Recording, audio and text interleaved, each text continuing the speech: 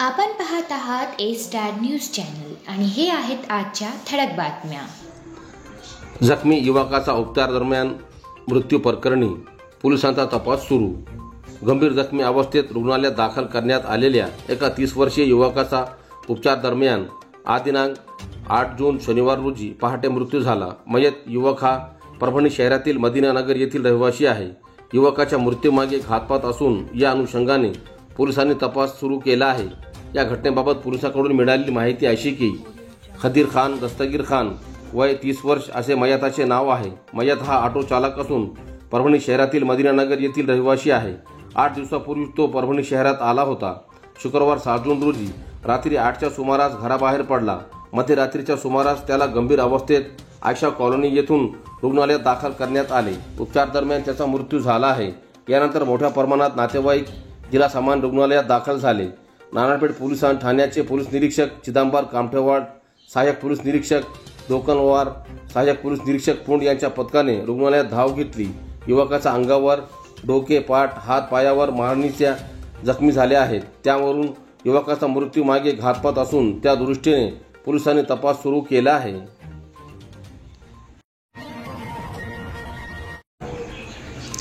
हम दो हमारे 12 चित्रपटावर बंदी घालण्याची मुस्लिम समाजाची मागणी। गंगाखेड तालुक्यातील मुस्लिम समाजाच्या वतीने गंगाखेड तहसीलदार यांच्यामार्फत राज्याचे गृहमंत्री यांना हम दो हमारे 12 या हिंदी चित्रपटावर बंदी घालण्यात यावी यासाठी गंगाखेड तहसीलदार यांना निवेदन देण्यात आले।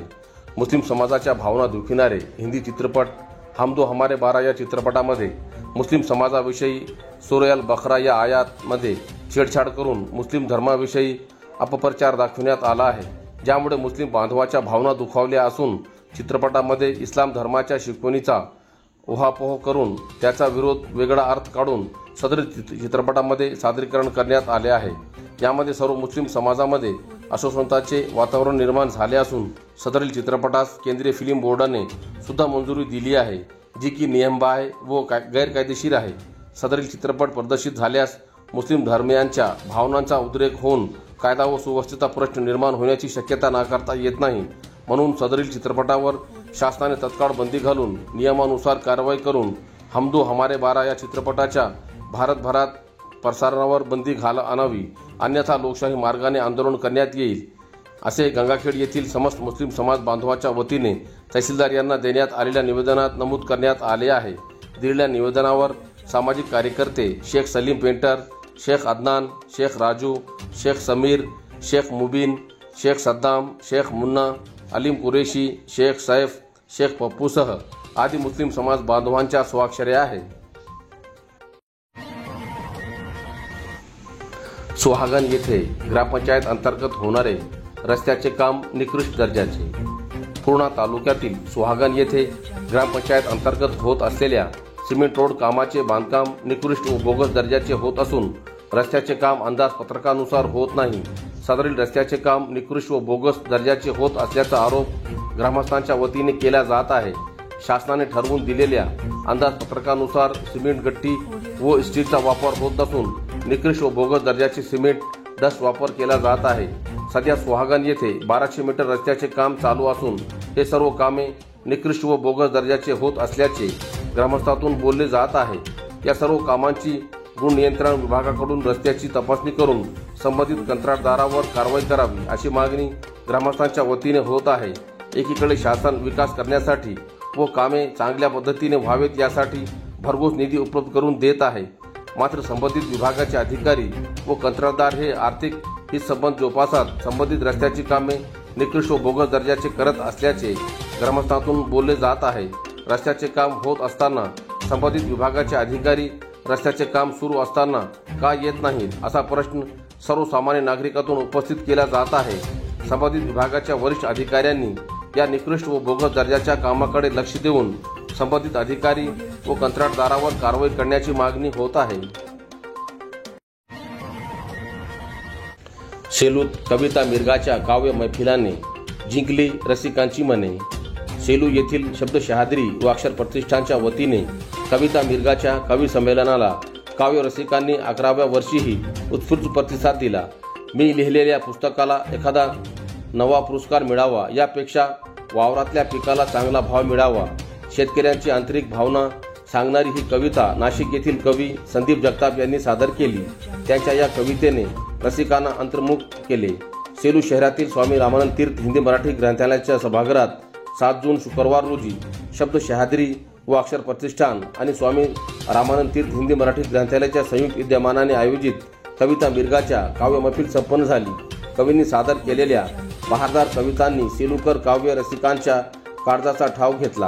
अंबाजोगाई येथील कवी मुकुंद राजपंखे यांच्या लोक येथील धावून शब्दावरी वागणे आपले चांगले पाहिजे, घर नव्याने पुन्हा बांधले पाहिजे, जड मटांना जुन्या जाळले पाहिजे या कवितेने रसिकांना भावनिक केले. परभणी येथील कवी कल्याण कदम यांच्या गेला तलाठी कोण्या गावा, सरपंचाचाही ठावा नाही, ग्रामसेवक तरी दावा या कवितेतील वास्तविक चित्रण मन हेलावून गेले. औरंगाबाद येथील कवी भास्कर निर्मळ यांनी जो पोखरत नाही कुठलाही डोंगर, झाडांच्या मुळांना इजा होईल म्हणून या कवितेतून झाडांचे महत्त्व सांगितले. कवयित्री मधुरा उमरीकर यांची काळजाच्या आकांतांची घालमोल शब्द शिवाय सांगत होत्या. नदीवर खडखडाट काल 4 तविसा नदीवर आल्या होत्या, काळीत धुळावल्या ही कविता मंत्रमुग्ध करून गेली. सेलू येथील कवी अशोक पाठक यांनी तुझ्या रूपाचं चांदणं कसं पडलंय ग दारी, माझ्या जीवाशी झाली तशी घालमेल पोरी या प्रेम कवितेतून हळव्या नात्यांची उकल केली. कवी संमेलनाचे सूत्रसंचालन महेश अचिंतलवार यांनी केले.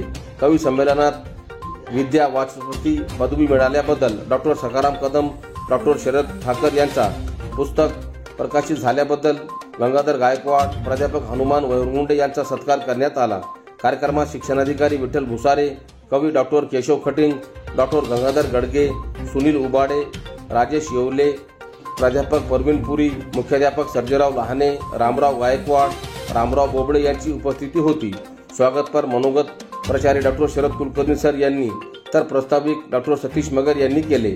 सूत्रसंचालन डॉक्टर काशीनाथ पल्लेवाड यांनी केले तर आभार प्रदर्शन सुभाष मोहकरे यांनी मानले. कार्यक्रम यशस्वी करण्यासाठी चंद्रशेखर नाना मुडावेकर, सुरेश हिवाडे, डॉक्टर शरद ठाकर, महादेव आगजाड, पंडित जगाडे, अनिरुद्ध टाके यांनी पुढाकार घेतला. हम दो हमारे 12 या चित्रपटावर बंदी घालण्याची मागणी. हम दो हमारे 12 या सिनेमावर बंदी घालून व निर्माता कमाल चंद्रा यांच्यावर गुन्हा दाखल करण्यात यावा यासाठी आज दिनांक 8 जून शनिवार रोजी पालम तहसीलदार यांच्या मार्फत राष्ट्रपती यांना निवेदन देण्यात आले. दिलेल्या निवेदनावर सलमान खान मित्र मंडळाचे संस्थापक अध्यक्ष सलमान खान पठाण, सय्यद इम्रान, शेख मोहसिन, इम्रान खान पठाण, नौशीद खान पठाण, शेख आयान, शोएब खान पठाण, शेख सिराज, रहमत खान पठाण, शेख इस्माइल, शाहिद खान पठाण, शेख महबूब, अरबाज कुरेशी, फैजान कुरेशी, जहीर खान पठाण, आसिफ खान पठाण, शेख एजाज, आमिर खान पठाण यांच्यासह आदींच्या स्वाक्षऱ्या आहेत.